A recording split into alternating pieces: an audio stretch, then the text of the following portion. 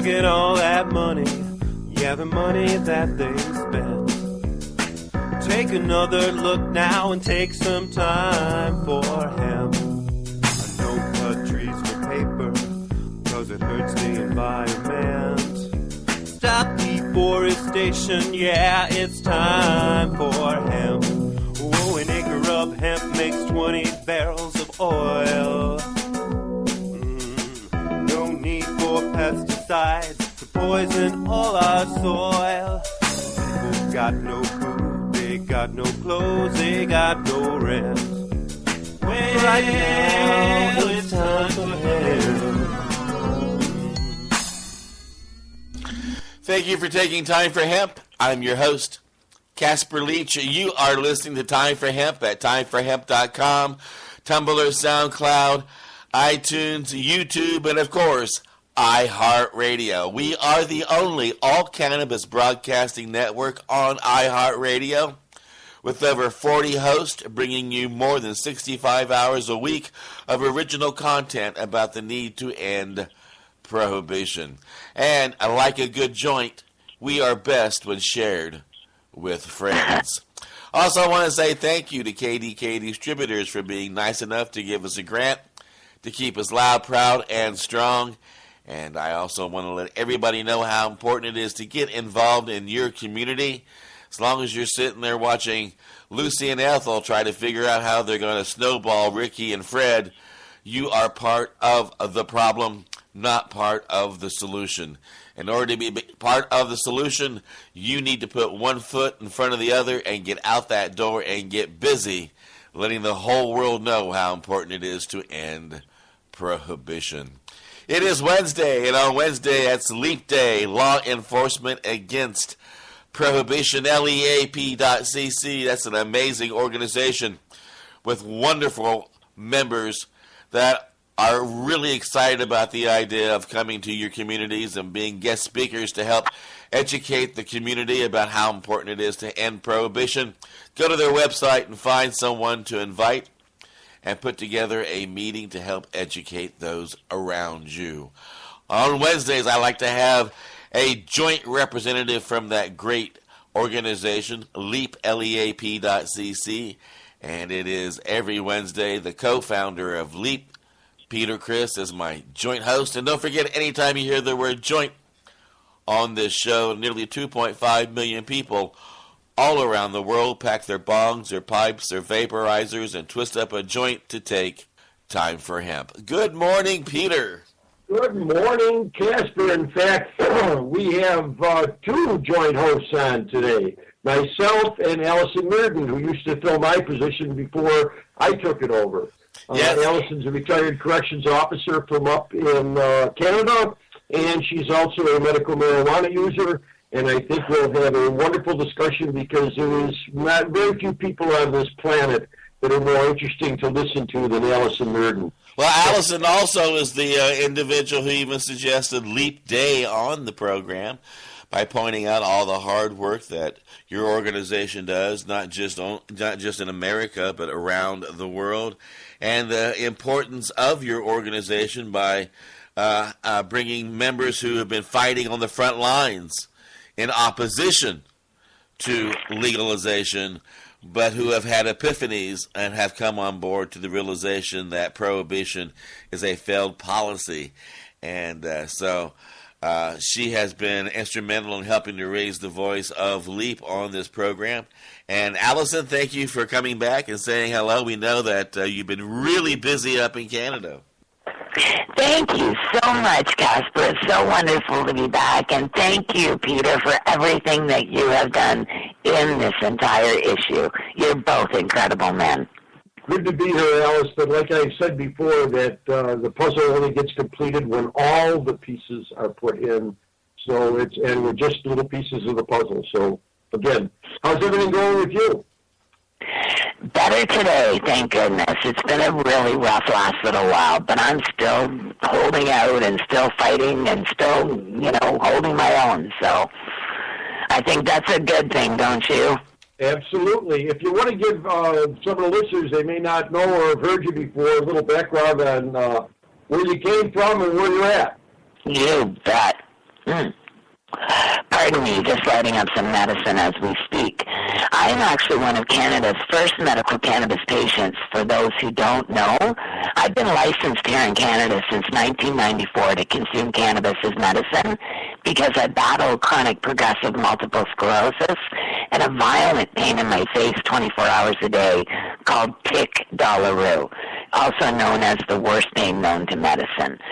So I've told people for the last 26 years that I've been doing this that honestly cannabis is God's gift as medicine, as we all know, and that if it helps this violent pain that I suffer from, I can be guaranteed, as can you, that it will help your issue. Now, before you were struck with this, you were a corrections officer up in Canada? I was, Peter. I actually worked in corrections for a number of years with young offenders up here in Canada, and actually made my voice and my message known while I was working as a corrections officer. I knew the drug war was a big problem up here, not just in Canada, but around the world. And I started to fight globally when I came out, as I said, 26 years ago, knowing that it wasn't just my little town in Burlington, Ontario, Canada, that had this problem.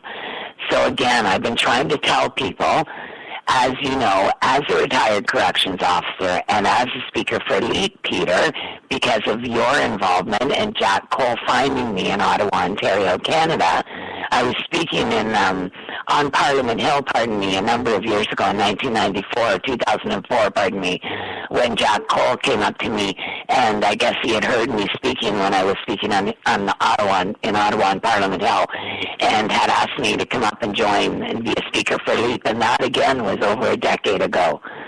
So I am not looking back, Peter. I am looking forward, and together I know we will all end prohibition of these substances as soon as possible. Yeah, it's interesting because I always like to point out to people that we are law enforcement against prohibition, and we're not law enforcement against marijuana prohibition and drug prohibition. We're against prohibition. Exactly, Peter. And what we mean by that is prohibition of consensual adult activity. We do have activities between consenting adults that they want to do together. Making it illegal doesn't stop it; it just drives it underground. And you saw that in the correction system, that the people that were being brought in and arrested for this kind of stuff. You want to give us a little bit about that? I certainly did, Peter. Actually, I worked in court on average 4 to 5 days a week. And I used to sit in the courtroom and constantly hear these young people come in having issues with a number of the different substances that were on the street at the time then, which are still on the street today. So we had, substance abuse problems with methamphetamines, with cocaine, with heroin, and with marijuana. And again, all to do with young people. So, of course, it was my message out there to stop and protect these young people from being involved in these drugs and teach them a safer way to do it if they were involved. So, again, my job, we do not condone prohibition, and we do not condone drug use, as you know, Peter. Right. But again, if people choose to use it and they have support from their doctors or family members or whomever, then we teach them to do it safely, as I said, as in harm reduction, and we tend to, throw these techniques at them to be able to let them take care of the things in their life that are maybe out of control, such as drug use. Yeah, it's interesting because when people hear you want to legalize it, they think that that's condoning. And yeah. I always like to point out to people that back many years ago in America, cigarette smoking used to be condoned. Yes. You could do it anywhere you wanted to. It is still legal, cigarette smoking, but it is not condoned. No, it's not, Peter. You're so right. And people have to learn that, people like us, again, are not just out there trying to end the war on drugs, although that is, again, a big part of my message because of being a medical cannabis patient in Canada. But as you know, we have been trying to fight the laws on prostitution, different things, legalizing and regulating all drugs, is our message. And people don't realize that by ending prohibition, we will do all of these things, and it will be better for us.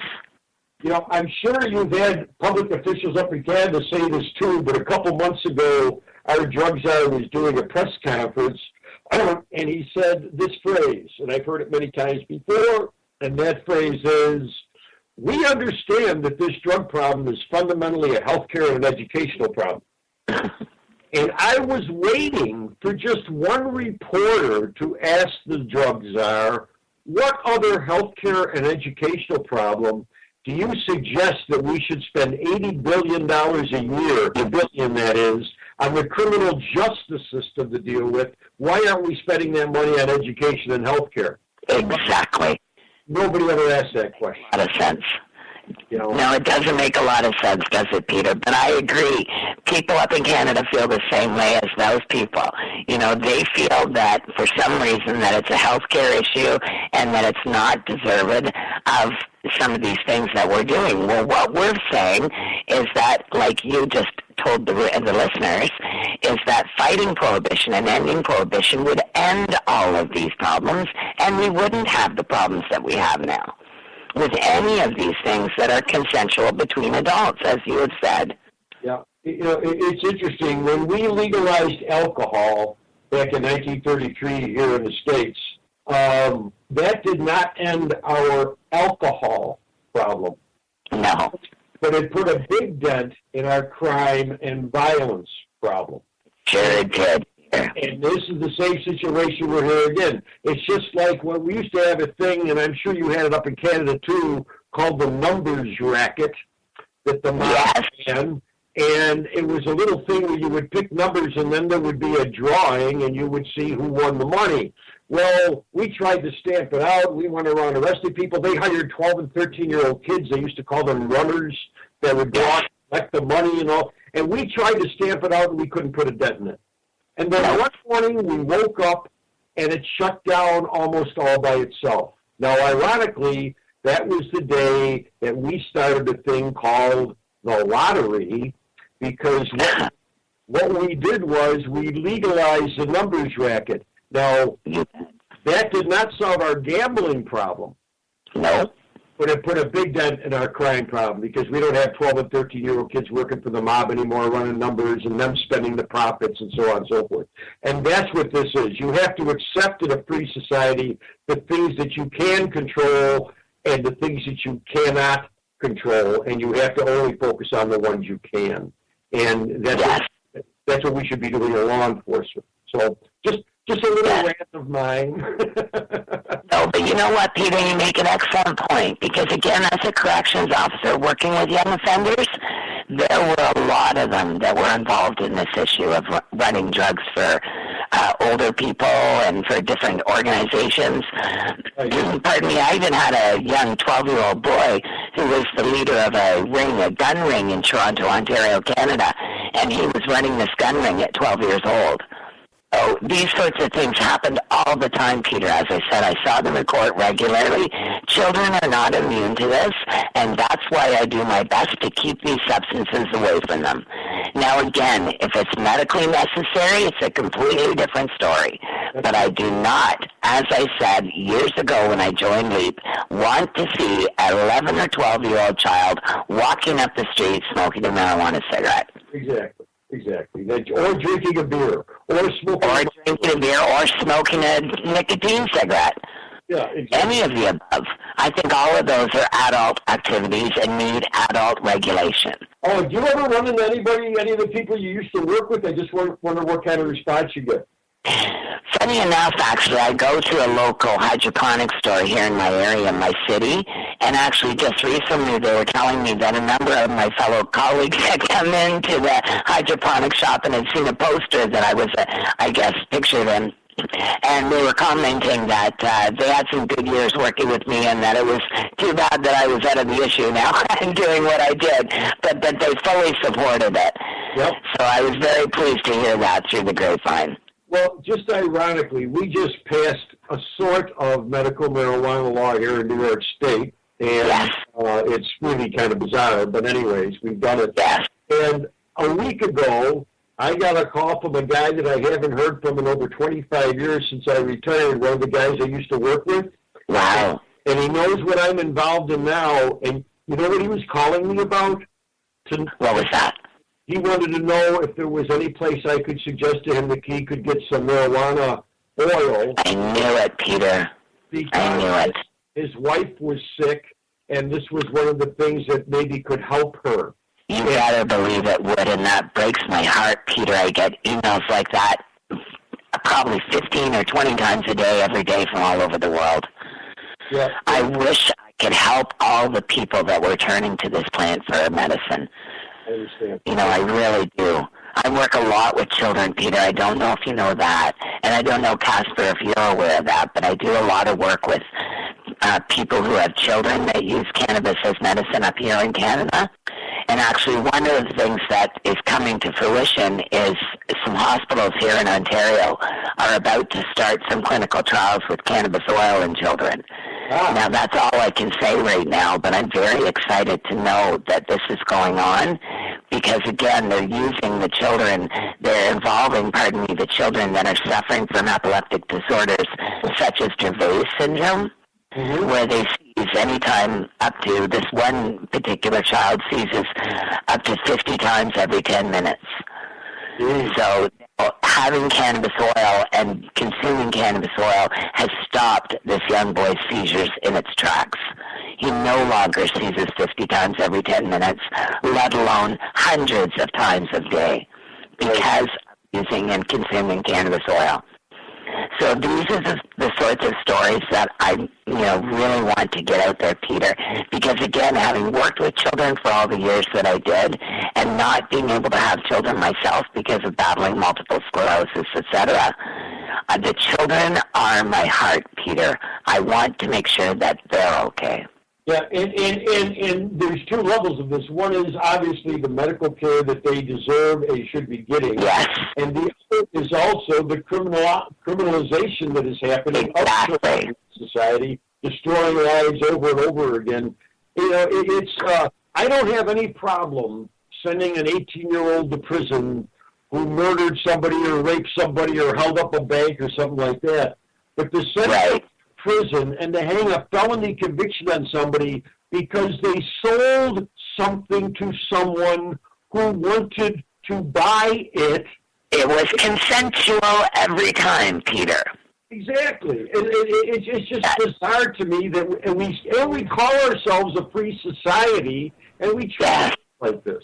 I mean, it's just, if we were in Afghanistan, I'd understand it because the law of Afghanistan is the Quran, and they have to follow, their book teaching, same in Saudi Arabia. But this is America, where everybody has the right to be as different as they want to be, as long as they don't harm other people or other people's property. And I'm not just going to say America. When I say America, I'm talking about the continent. Of course, Peter, I know that. The people of the world that are listening to this program, I think we all feel an equal amount of, as you said, an animosity towards, people stopping us in this issue from trying to feel better, if nothing else. I remember my doctor saying to me over 20 years ago when they wrote my first prescription for medical cannabis, they had said, "What's wrong with feeling better and smiling?" Yes, yeah, exactly. Why? How is that? Who does that? Who on the street does that harm? Exactly, Peter. And I wasn't even thinking that when I was going to them asking them for this as medicine. Luckily, doctors had already mentioned it to me, and I don't know if I'd said that, but doctors, because of this violent pain in my face and head I have, doctors had tried everything from 32 pills a day, 2,000 milligrams of morphine that I took for 18 years, and then they gave me heroin and cocaine, and I finally turned to medical marijuana because that was more benign than some of these other substances they were giving me, and it worked better than any of them combined. It's interesting. There's another aspect to this policy, and I don't touch upon it often, and it is not a leap position in any way. But when we in the United States passed the Harrison Narcotics Act back in 1915, and we started at that point what we commonly refer to as the prescription drug program, you bet, we fundamentally changed the relationships between doctors and their patients. Yes. Up until that time, and there's just a little history lesson for people, up until 1915, you could buy anything you want at the pharmacy over the counter. You didn't need a prescription. You could just buy it. After 1915 and the Harrison Narcotics Act, you now had to have permission from a doctor in order to buy whatever drug you wanted. And when you change somebody's position from an advisor to a permission giver, you change the relationship completely. And a lot of the arrogance in the medical profession is rooted in the prescription pad. Just a thought. I don't know if you have any comments on that. Well, here's a thought. We're going to pay our bills, so we're going to take a commercial break, and then we're going to listen to a song about how fantastic marijuana is, and then we're going to come back and take a whole lot more time for hemp.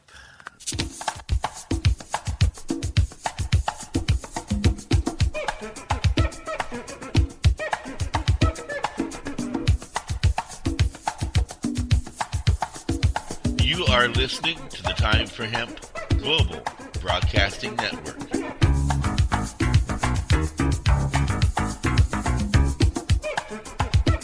Please share us with your friends.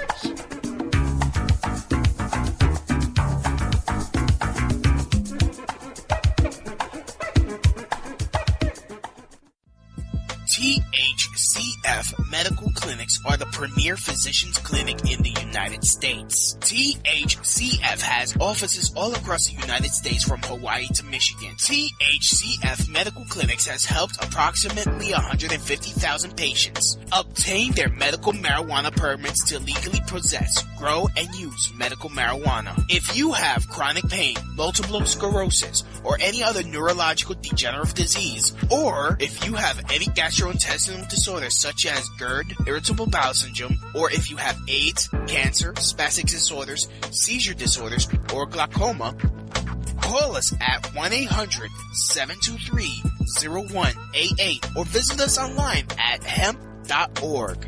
Again, the number is 1-800-723-0188 and the site is hemp.org.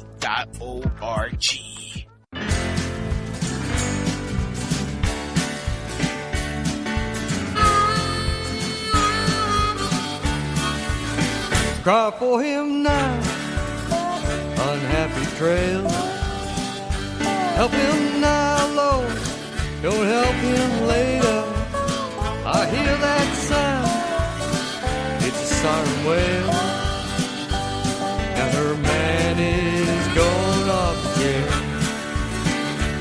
Now her man is going off again.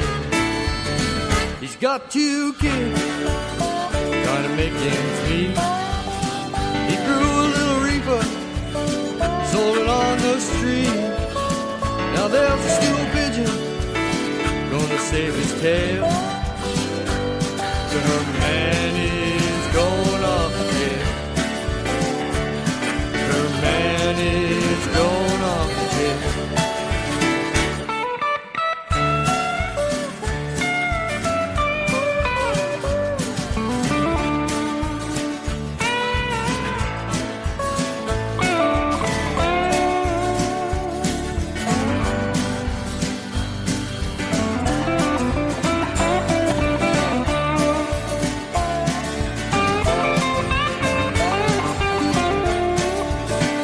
What's she gonna do when he ain't around?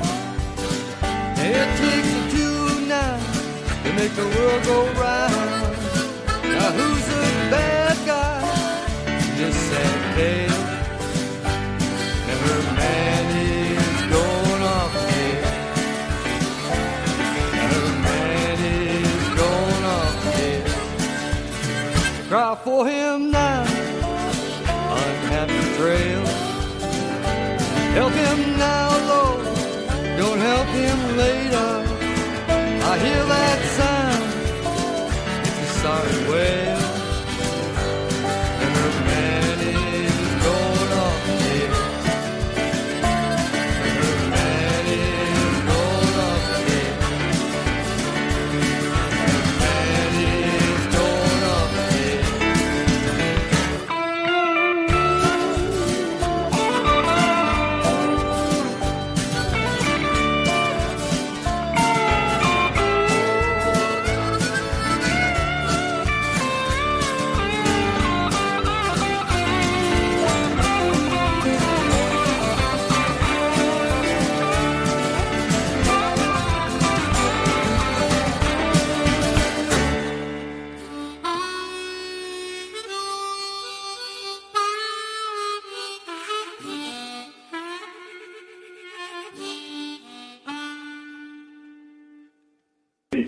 You've been listening to the Indias guys here at Time for Hemp. I want to thank you for tuning in. You are listening to Time for Hemp at timeforhemp.com, Tumblr, SoundCloud, YouTube, and of course, iHeartRadio, the only all-cannabis broadcasting network on iHeartRadio, and you can listen to us 24 hours a day, 7 days a week. Grab your iHeart application and put it into your cell phone or into your handheld device. If you got an iHeart app in your car, on your car radio, you can listen to us and enjoy all the contents that's brought to you by over 40 hosts here on the Time for Hemp Global Broadcasting Network. It is Wednesday, Leap Day, Law Enforcement Against Prohibition. Joint host Peter Chris and our joint guest Alison Myrden, and we are having a great joint conversation about all the joint problems that we are jointly facing here at Time for Hemp. Peter, I pass this joint chat back to you while I enjoy my joint. Well, I hope everybody that's listening to this joint broadcast is going to remember any of it. But anywho, when we went to the break, I was discussing a little bit about the prescription program that turned the control of drugs over to doctors and took them out of the patient's hand by making the choice himself. And now this might have changed the relationship. And you were going to comment on that, Alison. Yes, actually, Peter, that's a very good point that you bring up, because one of the things that people in Canada are up in arms about, especially to do with the medical cannabis movement, is the fact that doctors are being asked to be gatekeepers of our issue. Well, we as patients are, again, very upset about that, because, again, what we feel, and this is what I've always told people, is that your doctor works for you. So I'm not about to sit there and let my doctor tell me everything that they think that they need, that I need to do, if I have different ideas and if I know differently than they do. So again, we're fighting this in the medical marijuana issue here in Canada because the government, the Canadian government, is trying to make the doctors, as I said, our gatekeepers, and we, again, as patients, are completely against that. So again, getting to my point, those of us who have been patients for a number of years prefer to grow our own and take care of ourselves. Because, again, we find that cannabis is basically not the problem that a lot of people were told it was when we were young, and that now we're learning more and more about it as medicine. Again, I am also the patient representative for the International Association for Cannabinoid Medicines in Bonn, Germany. And what I do is I work on the board with top doctors and scientists from all over the world, and we actually put out information about cannabis as medicine. And we put out studies and links and post a number of things to make people aware of the fact that they are in charge of their health. But again, they need to educate their doctors as to what it is that is working for them. Yes, absolutely. And it's, again, we talk about people being more involved with their health, and then at the same time, doctors are taking away involvement. When I moved to the Syracuse area 25 years ago, and I had to you need a doctor. So I got some recommendations. I went and talked to a couple people. And the conversation I had with the doctor when I hired him is, I decided to hire you to be my employee. That's what I said to him.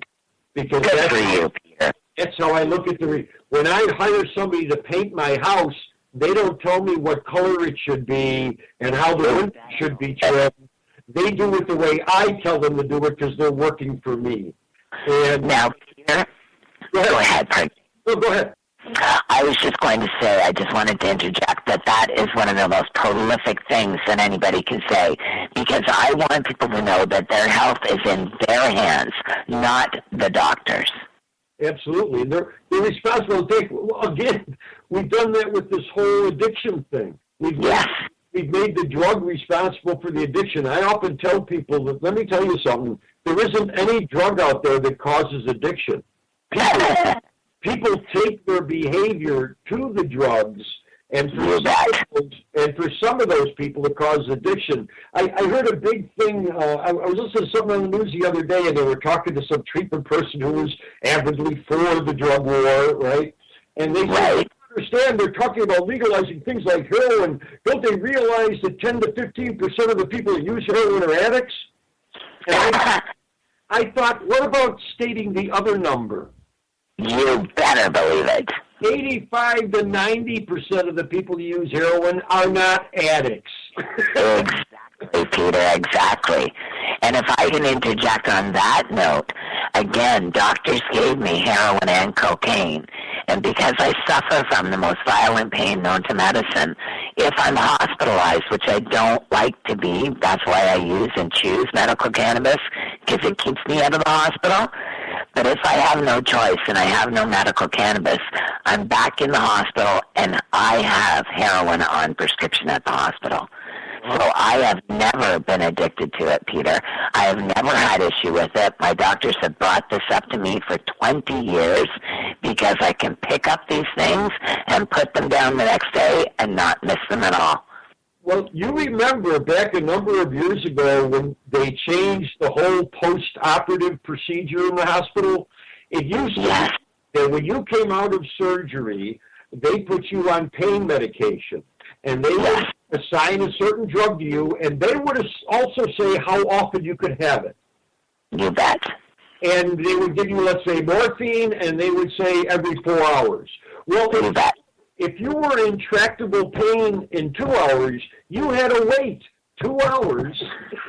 Exactly, Peter. And then they decided, some crazy medical people decided, you know what? Why do we let people do it themselves?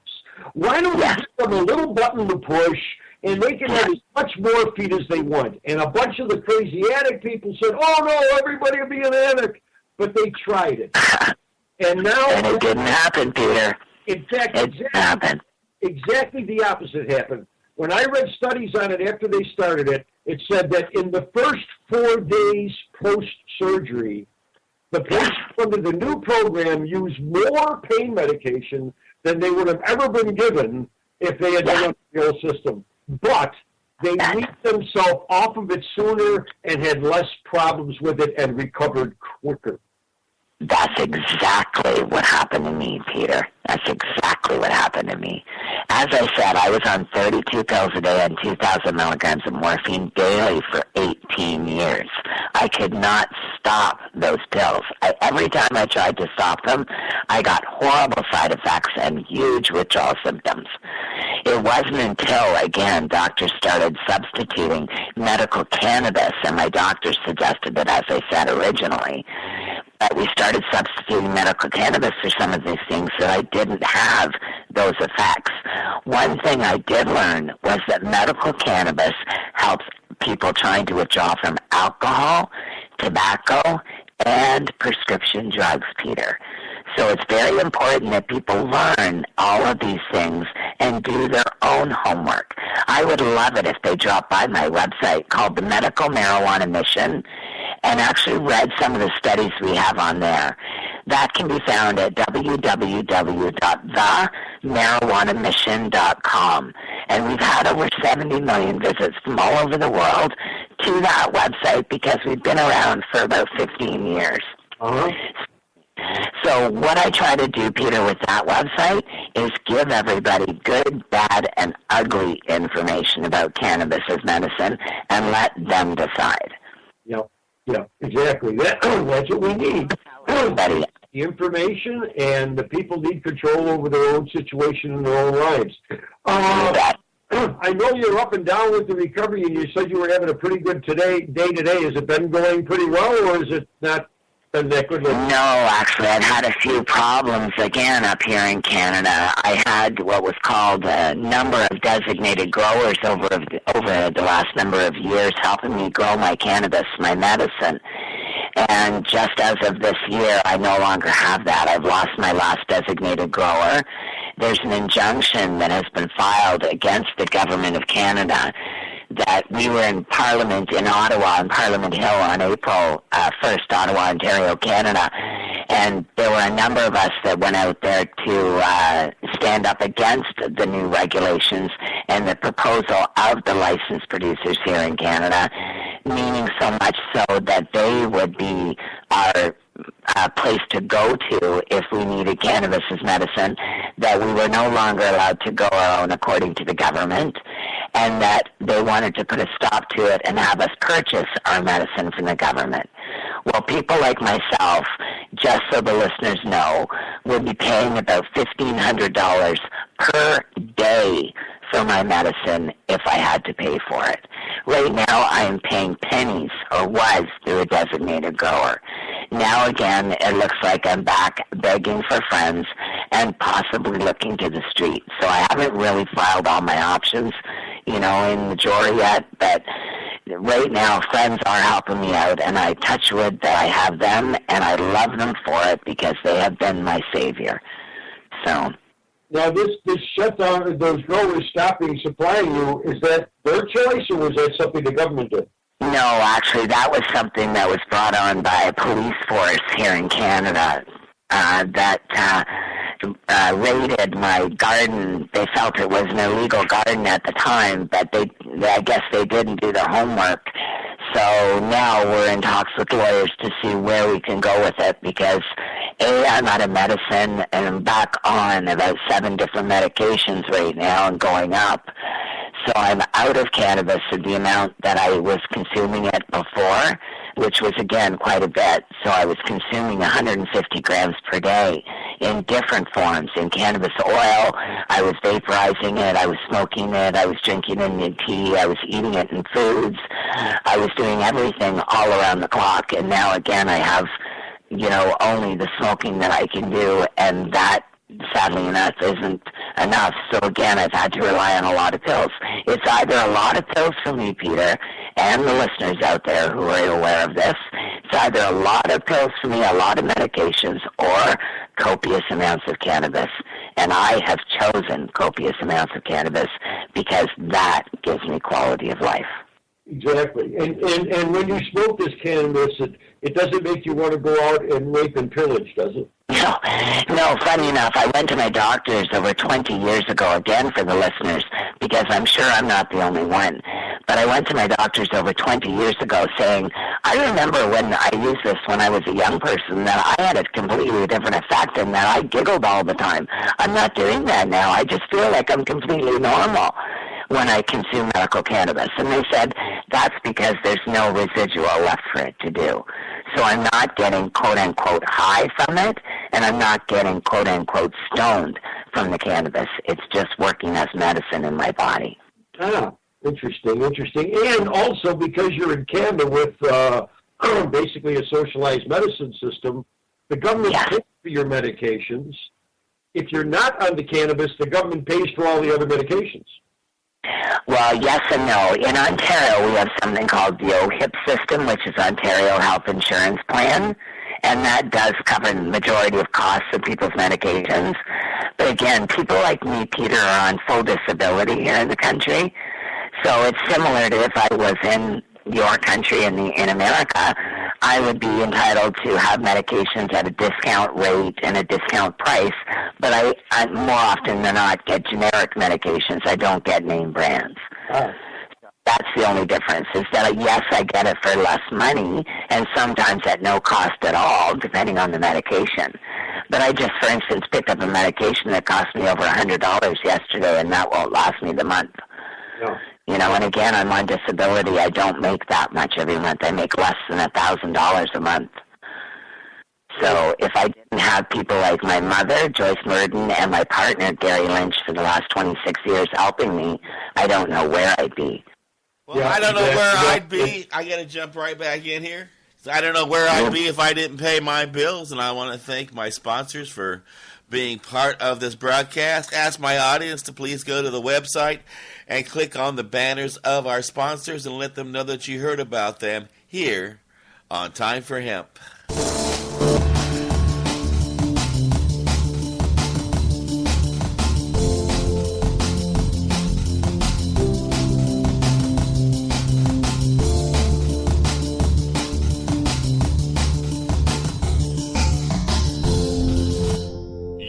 listening to the Time for Hemp Global Broadcasting Network.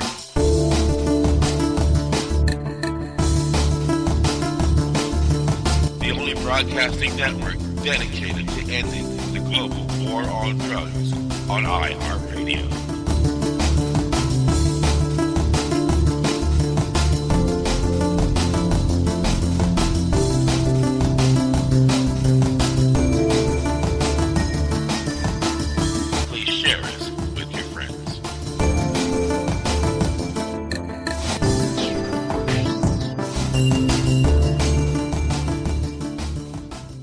Indigrow is your source for affordable induction grow lighting. First discovered in 1891 by Nikola Tesla, Indigrow lights deliver 11 years of electronic sunlight to your plants. Indigrow lamps require less than half the power of traditional HID lamps. Converting to Indigrow lights means you'll cut down on your power bill with less lighting. Indigrow lamps also use 5 times less mercury than traditional fluorescent or HID lamps, making Indigrow not only energy efficient but environmentally friendly as well. No more switching out lamps between vegetative and flowering stages. As nature intended, your lights get a steady dose of UV light. That makes your plants grow healthier and stronger. Indigrow products are manufactured in San Diego, California, and come with a written 10-year warranty. What Tesla knew, then growers know now, is that Indigrow lighting is the cost-effective addition to your victory garden. To learn more or order now, go to inda-grow.com. That's INDA-GRO.com. Or call 877-452-2244 to answer any of your questions. These guys really know lights. Indigrow really is your sunlight in a box.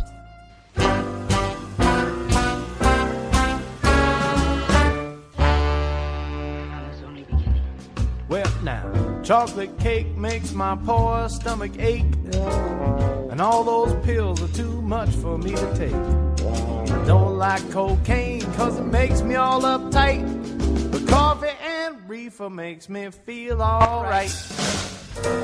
Yeah, baby, coffee and reefer does make me feel alright. Those of you who listen in know that the first thing I do when I roll out of bed in the morning is grab myself a big old cup of Joe, and then Joe gets dressed and goes to work, and I get a cup of coffee and get in front of my computer, and I get busy trying to end prohibition through the work on my website and with the help of all of my hosts on our broadcasting network.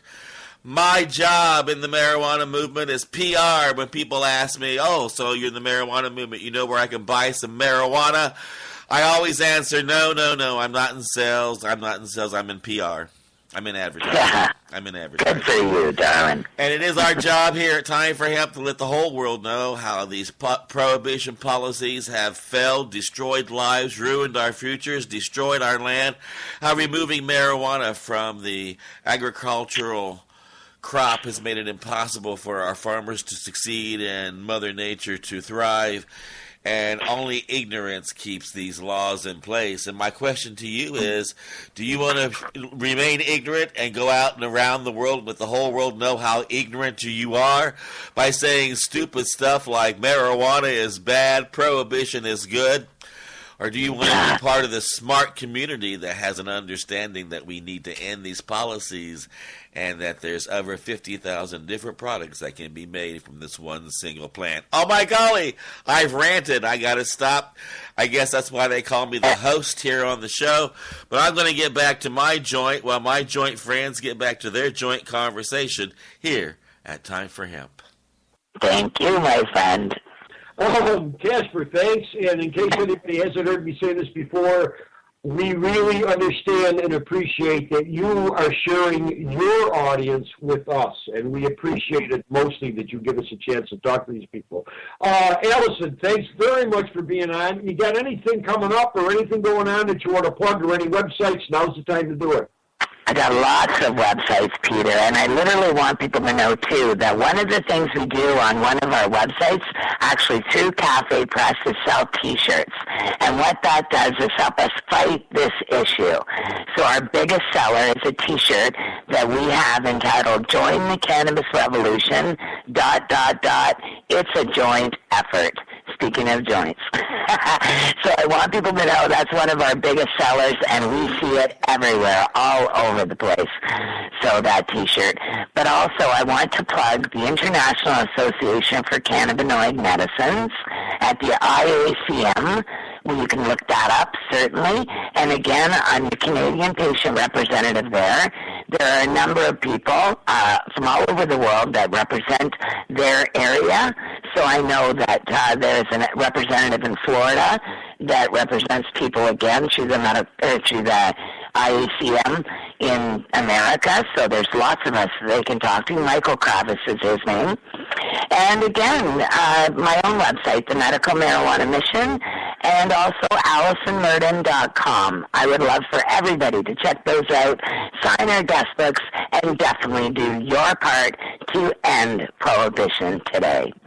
Absolutely, Alison. Thank you very much for all the work you do. And I realize that you carry an extra burden that most of us don't carry with the multiple sclerosis and stuff like that. But then you're out there on the front line, and it's greatly appreciated.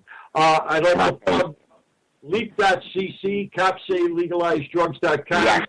If you have a harder way, if you want to know an easier way to find it, just go to Google and type in the word LEAP, Leap. And I believe we're the second thing that pops up right at the top of the page. So. Yes, and become a member today. Pardon? I said, and become a member today. Join us. Absolutely, absolutely. Anybody can be a member of LEAP. The only people that speak for LEAP are people with criminal justice in their background, but anybody can join and be part of the movement. And as I always say at the end of every show, Casper, the only reason bad things continue to happen is because good people stay silent.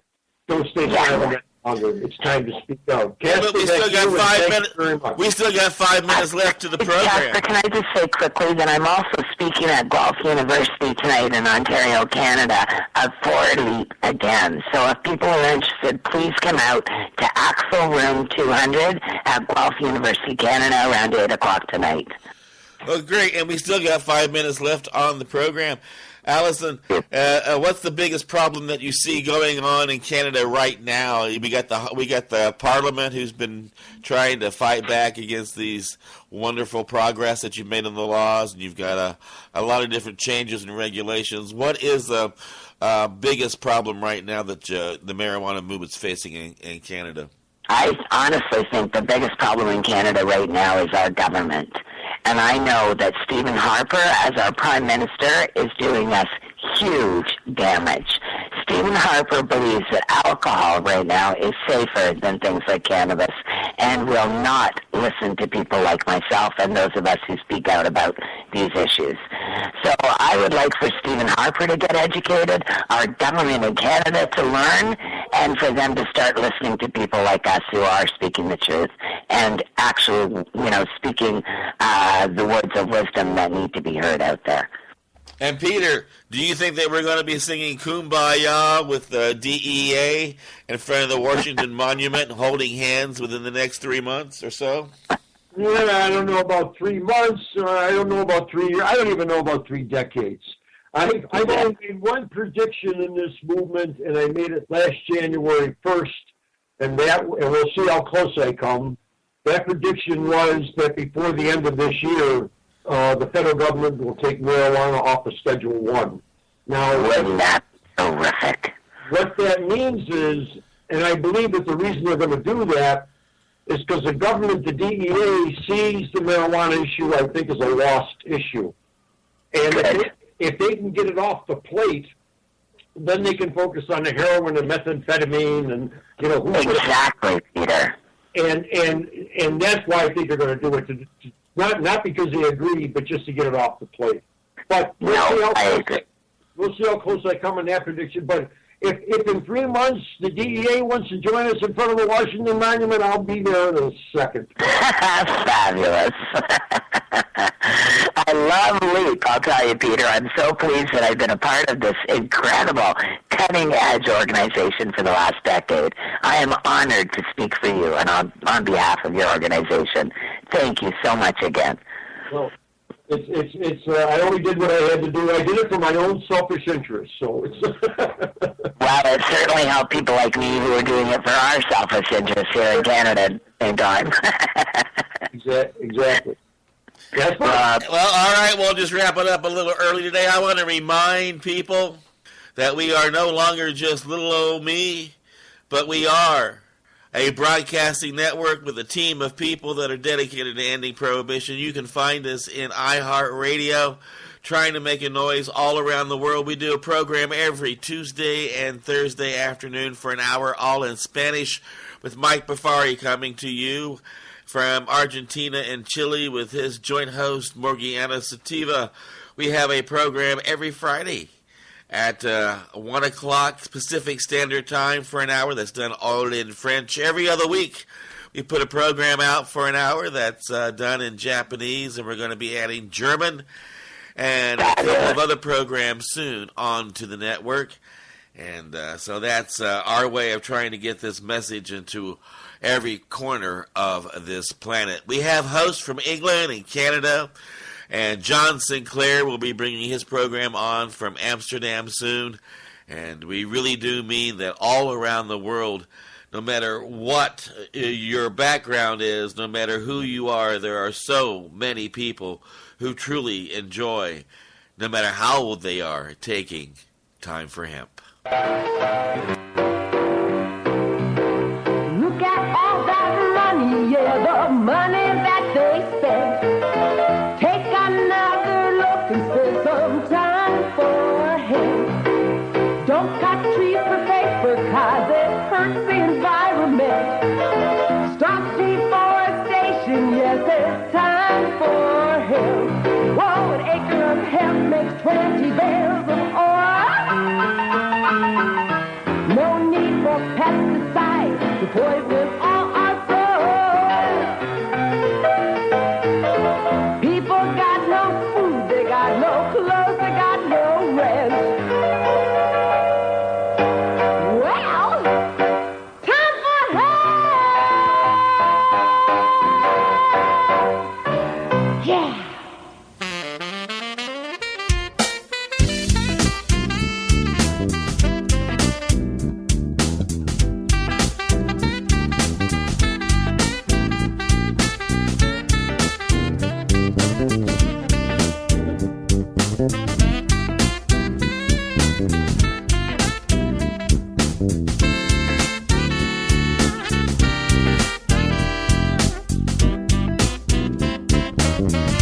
Get your smoke on, everybody gather round. My connection came to town. He's got chronic, don't you know? He came straight from Mexico. Buy an eighth or buy an ounce, but here comes the 5-0, so you better bounce. Get your smoke on, get your smoke on. Light up a joint and make it fatty. Get your smoke on. Don't tell my mom, I won't tell your daddy. Get your smoke on. Call your dealer, call him fast. Get your smoke on. This half ounce ain't gonna last. Get your smoke on. So smoke a blunt or smoke a J. Just pack up a bottle and I'll be okay. Get your smoke on.